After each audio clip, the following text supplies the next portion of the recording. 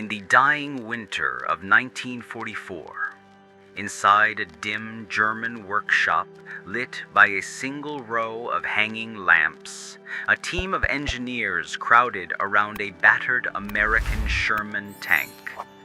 The machine looked less like a weapon of war and more like the corpse of some metal beast, its armor blistered from fire, its turret locked in a silent scream, its track snapped like a broken chain. Snow slid through cracks in the roof and settled on the tank's still blackened hull. Yet, despite its battered state, the German engineers stared at it not with contempt, but with something closer to suspicion. For months, whispers had rippled through frontline units. The Shermans just keep coming. You knock out 3, 5 more appear. Where are they all coming from? German tank commanders, armed with Panthers and Tigers, machines superior on paper, kept reporting the same unsettling truth. These inferior American tanks refused to disappear. It was as if the Allies were pulling them from thin air. Inside the test facility, Ober-Engineer Hans Keller folded his arms as he studied the Sherman before him. He was not a soldier, not a man of the battlefield. He was a man of factories, years spent designing machinery, analyzing steel, eliminating wasted labor. He had seen too many German designs fail, not on the battlefield, but on the assembly line. Now, at last, he wanted to know the truth behind the American war machine. His team stood ready with cutting torches. Lines of chalk marked where the armor would be opened like the ribs of a patient on the operating table. "Begin," Keller said quietly. The torches hissed to life, sparks rained down, smoke drifted toward the ceiling. As they sliced into the Sherman's hull, the room filled with the smell of burned paint, scorched steel, and something else, anticipation. But the story of this tank did not begin in this quiet hall. It began months earlier, in the chaos of Normandy. Lieutenant Erich Bauer, commander of a Panther tank, had been among the first to face these American machines during the brutal fighting after D-Day. His Panther crouched behind a hedgerow, its long 75mm gun aimed at a narrow French lane flanked by thick walls of green. The air still carried the scent of salt from the invasion, mixed with smoke drifting across the fields. Through his optics, Bauer watched 3 Shermans appear on the road. He almost scoffed. They looked ridiculous. Tall, thin, boxy. To him, they appeared more like agricultural tractors with armor plates than a serious fighting vehicle. "Easy prey," his gunner muttered. But Bauer hesitated. He had learned, painfully, never to underestimate the Allies. Their tactics, their coordination, their numbers, they were changing the war. Still, the ambush was perfect. "Target left, 1st Sherman." The Panther's gun roared. The leading Sherman burst into flame. The 2nd tank panicked, reversing clumsily. The 3rd tried to push through the hedgerow, branches breaking over its hull. "Next one, hurry!" Another shot. Another kill. Only one retreated, disappearing down a side lane. By the end of that day, Bauer had knocked out several Shermans. But the moment he allowed himself to relax, more appeared. It became a pattern. Destroy 2, and 3 re-emerge. Destroy 5, and 7 arrive the next morning. That night, sitting atop his worn Panther, Bauer said something his crew never forgot. He said, "This war will be decided by whoever can build more of those ugly boxes." And hundreds of kilometers away, Hans Keller was slowly discovering just how right Bauer had been. Back in the German workshop, the engineers pulled away the first thick slice of Sherman armor. One of the younger men leaned forward, expecting to see some special material, some hidden American alloy. Instead, he frowned. "Cast armor?" he murmured, surprised. Keller nodded. "Large single castings." The young man looked confused. "But that is not refined, not precise." "That," Keller said lightly, "is exactly the point." He tapped the exposed edge with a gloved finger.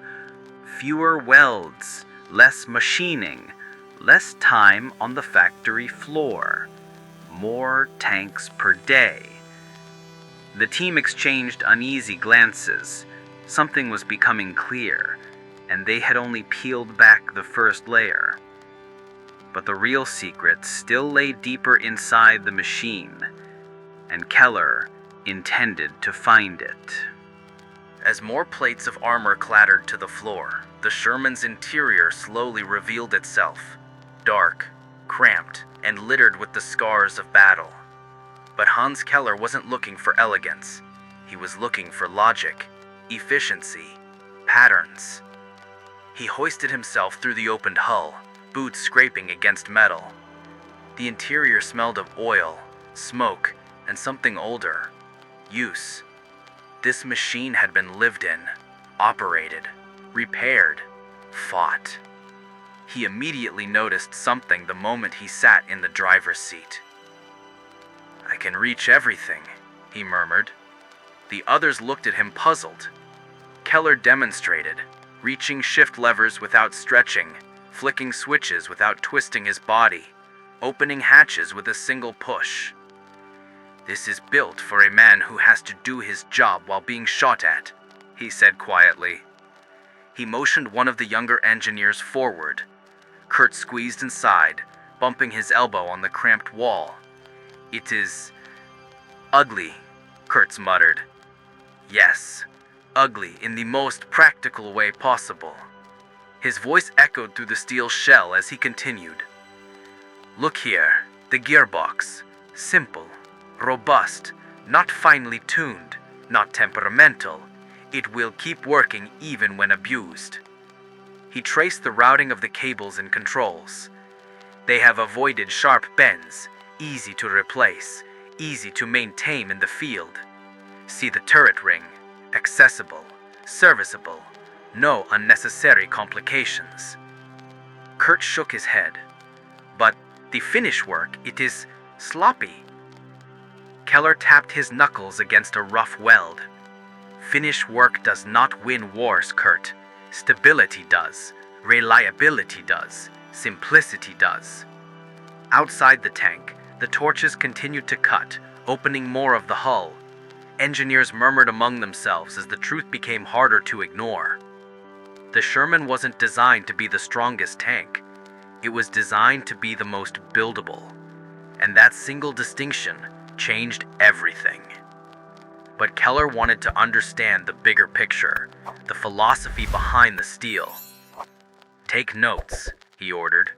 "We are not studying a tank. We are studying a mindset." Kurt scribbled quickly as Keller spoke.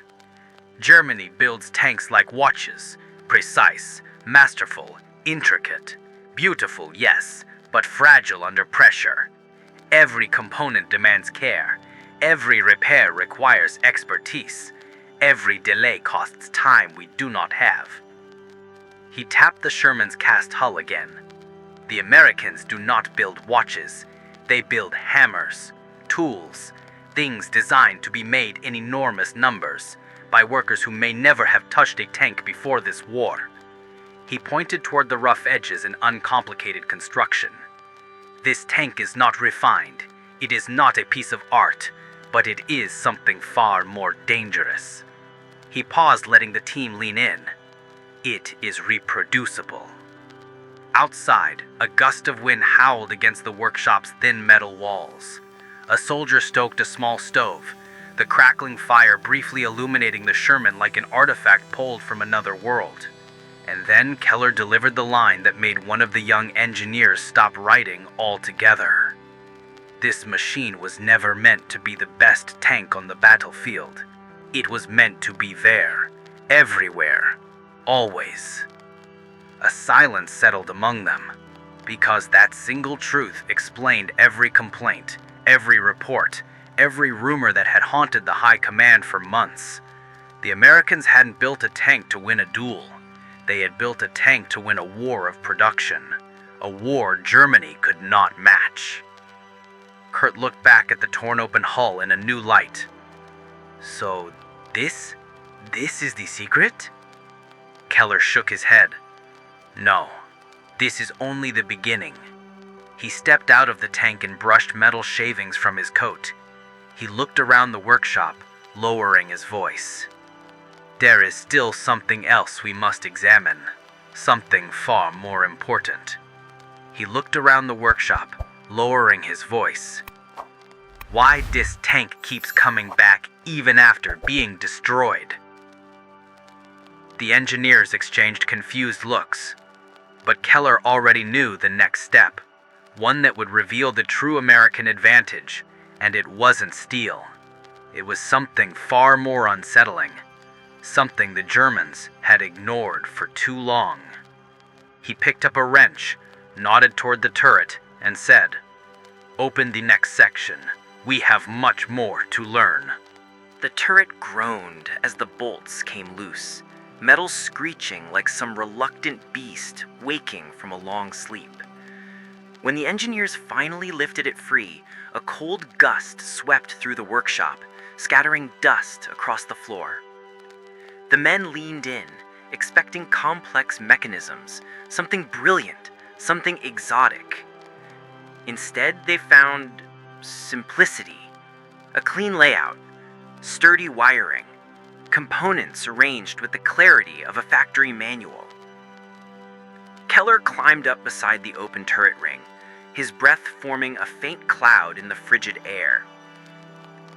"Gentlemen," he said, "look closely." Kurt reached down and lifted a charred metal box. "A radio," he said. "Just a radio." Keller shook his head slowly. "No, Kurt. The radio." He stepped closer, pointing at the wiring, the mounting brackets, the accessibility. "This is the real secret." He looked around, his voice steady, controlled, almost solemn. "This tank talks." The room fell silent. In that moment, the engineers realized what Keller had already pieced together. While German tanks boasted superior guns and thicker armor, countless Panthers and Tigers rolled into battle effectively mute. Radios were scarce. Crews often relied on hand signals, flags, or shouted commands lost in the chaos of combat. But Shermans?